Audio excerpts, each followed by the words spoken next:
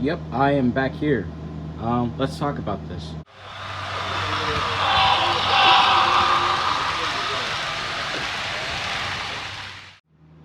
So obviously, if you haven't told yet, I'm actually back in Illinois at the layout, but I'm actually leaving back to Georgia tomorrow. So let me just go ahead and say this: I'm a procrastinator, and I'm just now making a last-minute update video on the layout. So I'm gonna keep it as short and sweet and simple because I really don't feel like going through all this stuff and whatnot. And plus, I have to finish packing. Also, excuse any flashing you see from the light on this video because I just put in a new bulb when I first got here, and for some reason it just started flickering. So if it flickers or the light goes out, please excuse that. So yeah, first things first, the layout is finally double looped. As I planned originally, the layout is finally double looped up. Most places like here have solder joints, if you can, I don't know if you can tell. Spots right there. Basically, just soldered up the leads that way. Not leads, but soldered up the joints, so that way connection wouldn't cut out. Also, you can't tell here, I got some Atlas number 6 turnout switches. I got those for my bigger engines to run across to get on the double loop, but they work pretty well. They need throw bars, so but with the amount of space I have right here, I might not put one here.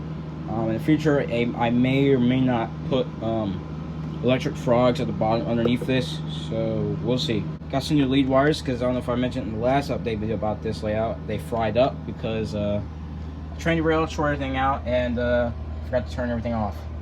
As you can see here, I did have a yard right here. It's hard to tell because of its track, because like I said, I'm making this real quick, but there is yard lead tracks right now. This is kind of temporary because originally I had one of those number 6 turnouts over there, right, like that one right there. I originally planned for the layout to have one right over here and another one I think on that side, but because they're extremely hard to find since they're discontinued, I had to, you know, go make another plan out of it. And there goes the lights. Sorry about that. So basically I threw in an Atlas number 4 turnout right there. You can't see it that well, but I had to trim it down a little bit, just trying to kind of jerry-rig it in there, I guess. It kind of works. That switch over there, it wasn't DCC friendly. I converted to DCC friendly thanks to Larry Puckett, the DCC guy's video. I'll leave that in the top right corner of the video for you guys to check out on how to turn non-DCC friendly turnouts into DCC friendly turnouts. But I basically followed his video, and I had fun doing it, honestly. And for some reason though, it keeps too early on that switch. I don't know if it's a radius thing or what, but I tested it, and I think it's just the turnouts are a bit janky, so I don't know what it is. I'm not gonna have time to fix it now because I'm about to leave, so I'll have to wait until whenever I come back up here to the layout. I don't know when that'll be, so yeah. But basically, that's really all it's done. And we can go over here. Double crossovers here, I don't know if you can tell. That has been also turned DCC friendly as well. It took a while to do this one because obviously it had 4 turnouts to do. And it turns out I may or may not have to put a frog juicer for this section right here because this section doesn't have any power because it's completely isolated. But the way I've been running my train, since both of these tracks are powered right here and here, as long with like 4-axle Jeeps or whatever, I don't know about switchers, but I'm pretty sure Jeeps, they can cross over just fine without losing your power. Now, if you had to keep alive, you don't have to worry about putting a frog juicer, but that may or may not be the case for me, so I might not put one there. But if it gets to the point where it starts to short out, regardless, if I have like a switcher engine, I might just put a frog juicer. I'm not too sure. Going back to the grain industry, I actually have, this is all completed as for the track plans for now. I worked out a little ramp for the corporate bed to come down here. I put in another spur, a couple little spur tracks right here. I don't know what I'm gonna do with this. I wasn't gonna use this for grain hopper storage, but I may or may not put like a little building or warehouse there for boxcars. This just what I have up temporarily. And I actually have a Walthers Cornerstone grain silo kit. We'll swing back over here real quick. Buried on top of this stuff, old, cork and whatnot. This, it is right here. Obviously, like I said, junk's piled up on it. So let's just move this. Actually, I didn't have time to build it, and so I probably won't get a chance to build it until whenever, like I said, whenever I come back to this layout, which God knows when. Also, I had extra road bed and extra flex track. I figured I had enough, but no, I had too much. But hey, it doesn't hurt to have extra, especially since this will probably be the next portion I'm going to work on. Because right over here is, obviously, like I said, this table's got junk on it still. Right here is, over in this area, will be the engine house. And then I want where this thing is at, there's going to be like a oil refinery or something for tank cars. I don't know, maybe another little warehouse or something right there. I don't know yet. Also, I forgot to point it out too, foamed up this table. So yeah, other than that, that's really all it is for the layout. Over the weekend, I actually went over to my grandpa's and I checked out his little HO scale layout.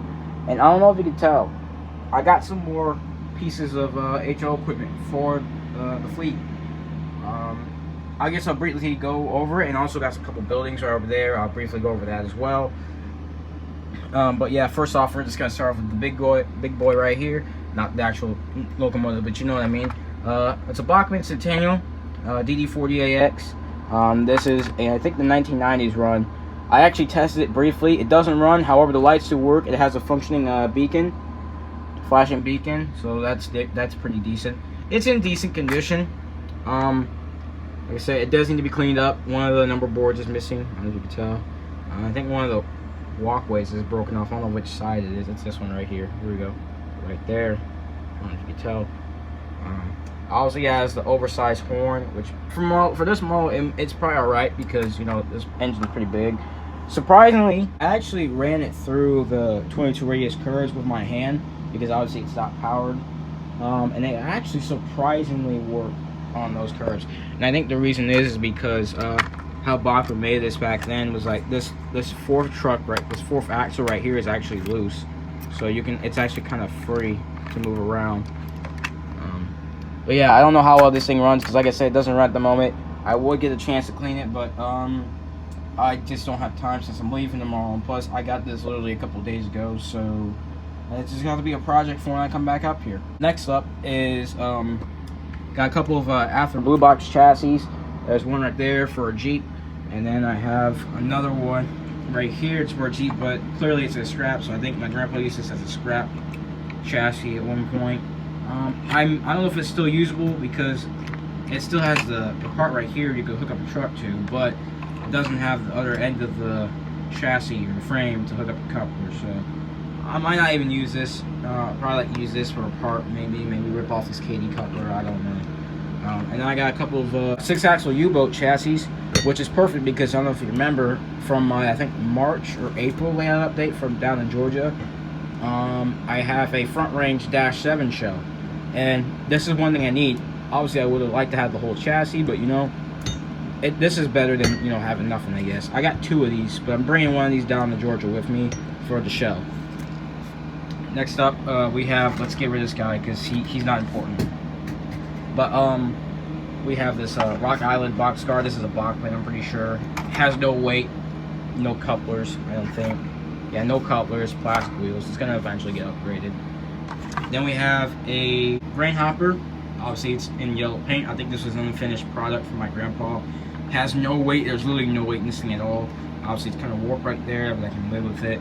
I'm not too sure what this is, but based on the coupler boxes, I'm guessing this is an Athearn.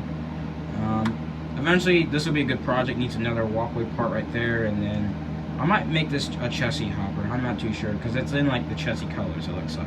I don't know yet. Next up, we have this Rock Island coal hopper. Obviously, it's patched with JSW. I don't know what that means, but yeah. I'm not too sure what this hopper is. Is this a Bachmann? Let me double check real quick. Yeah, this is a Bachmann coal hopper, so we'll use this eventually. It needs trucks and couplers and pretty much everything. It has no trucks.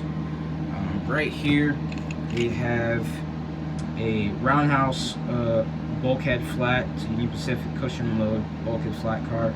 Has no chassis at all, so it basically needs a chassis and couplers. Here we have, looks to be a custom painted ICG coal hopper.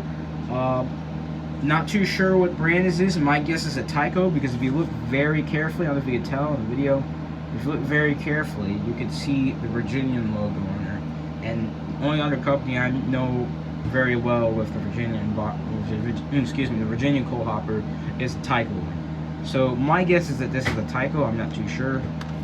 So yeah, this is a Seaboard Coastline hopper. I think this is a Bachmann as well. Nope, this is a Atherton blue box. I'm guessing because of the frame. I don't know what this round thing is here is, but I'm guessing it's for weight because it's pretty heavy. Looks like there used to be more than one of those things in here. I'm just gonna leave it in there for now. Basically, it just needs KDs and metal wheels, and that's basically about it. Maybe some more weight. But yeah, next up, we have some engines. Well, first off, we have an SD45 shell. I can use this for a project. It's in the former Seaboard airline paint. I don't know. I've already talked about this to a friend. I'm thinking about just patching it over just for the fun of it. Because, I don't know, I just like the grimy, and you know, with a, I don't know, I just like the grimy, unfinished. Obviously, I clearly it was a project shell at one point, but I just want to use it for, just like one of those, we had to, you know, for the fictional railroad, just kind of, we had no time to paint it up, and we just didn't get in service, so we'll just throw a patch on there. So I'm taking this shell down to Georgia with me, and hopefully I'll get a chassis and parts for it. Right here is a Blue Box S12, Baldwin S12. This is obviously a dummy, and I might as well go ahead and throw this one here as well, because this is also a Baldwin S12 dummy in it. I grabbed these because my grandpa let me have this stuff free much, by the way. This and, you know, the other stuff over here, this is all came from my grandpa's, including the buildings we're gonna get to over there. This was all for free, so not bad haul. I don't know what to do with these because I don't really run these type of engines, so I might just turn these into slugs. I already know for a fact there is a I looked up pictures of S12 road slugs, and there's a specific model that Seaboard Coastline had, and I'm just gonna basically model that one with probably the Pennsylvania one, S12 I got here. Obviously there's no cab on it, so it makes it pretty easy to turn it into a slug. But basically the Seaboard Coastline's version is basically like this, except obviously without the cab, and they just have this all plated off. This one I might just cut this all down, or just find like a shell to put on it for like a road slug shell. So I'm not too sure what I'm gonna do with this one yet, or either that or I might just use it for parts. And then again, there's not really much to part out with these things because they're both dummies. So obviously they're pretty dirty too, so they will be cleaned up. Can't do nothing with them right now because I'm about to leave and don't really have an idea what I'm going to do with them yet, so they're just going to be stored at the moment. But yeah, these two engines right here, unfortunately I won't be able to show any runtime because I just don't have time, but I did throw in DCC decoders in both of these blue box engines. The IC engine has, the IC and the Mopac SD45 now have Digitrax decoders and LEDs, so that's pretty cool. I forgot to mention too, the Mopac SD45 actually got a new motor in it because the old motor was pretty much crap and it ran slow. The new motor was one of the motors I got from the train show in Georgia at in Savannah back in March. I think it was the 32nd annual Coastal Rail Bus train show. Got another blue box motor and I threw it in this engine and it runs way better than it did before, so that's good. But anyway, back to the buildings. Right here, first off, there's these two construction vehicles I got from my grandpa, so that's cool. We got a church and an old gas station, which I could probably turn into some other shop. Like, I don't know, I guess a liquor shop, because there's a bunch of those around here where it's old gas stations turn into liquor stores. I don't know why. And then we have this house. Eventually they're going to go somewhere in this area on the layout, because they're going to be like a little town, this portion of the layout eventually. Not too sure what I'm going to do with them yet, but like I said, eventually there's going to be a plan for them at one point. Some happenings on the workbench, not much going on. All the old projects still back there untouched. Really the only two things I had going on was besides the DCC install on the two blue box engines, I was trying to repower these two older engines, like the good old Bachmann U36B. I don't know if you can tell, I threw in a new 5-pole motor, one of the motors I got off eBay. It kind of runs. It does need some kinks done to it, like the wiring is kind of screwy because this wire is way in the air. It's trying to match colors. Won't have time to finish it now, so I'll just have to sideline it, put it back together and sideline it later on tonight. And this one really is the old Concord / Atlas IC GP38. Obviously the old motor is junk. I think it's over here somewhere. Where is it at? It's right here it is. Okay, well, it was still connected.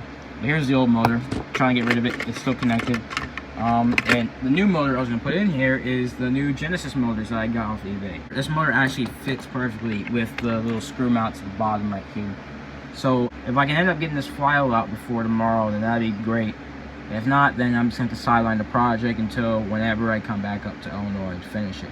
which, like I said, God knows when, because I don't know when I'll be back. I also got some detail parts. This is just a couple of the whole bunch of detail parts I got. They're all in a bag somewhere. I think the bag is right here. There's a whole plethora of detail parts in there. The reason why I got all the detail parts is for a project for that blue box GP4 that I got down in Georgia. That's for the ICGP40R project for I'm using these for. So that'll be fun when I get back down there to do. Also, one last thing. I bought some track stops from Tiki. Is it Tiki? I don't know what the name is still. Tiki Train Group. I don't know. But I bought some track stops from them and a for the grain elevator that I got out in my layout. At least the sidings for it. But unfortunately, I won't have time to put these together, so I'll just have to wait until whenever I come back here. Well, that basically wraps up this update video for the layout. Obviously, the layout when I came back up here in Illinois back in August, the layout was a mess. It was basically a storage unit. It looked like a tornado that ran through it. So since I'm going to be gone again, I might as well just take all the engines off because nobody runs the trains, and I am worried that while I'm going to be gone, somebody's going to break something, and I'm surprised nothing kind of broke when I was here last. I mean, the whole layout was a mess. Track was torn apart and everything. But I don't know. We'll see what the layout looks like whenever I come back. Whenever I do, that is. I don't know when I'm coming back, but I don't know. Eventually, the layout may or may not be transported back to Georgia with me. I don't know when. It'll be sometime in the future. I know that. It's either Georgia or somewhere else. I don't know where. I'm still trying to settle down at. But, you know, I don't know.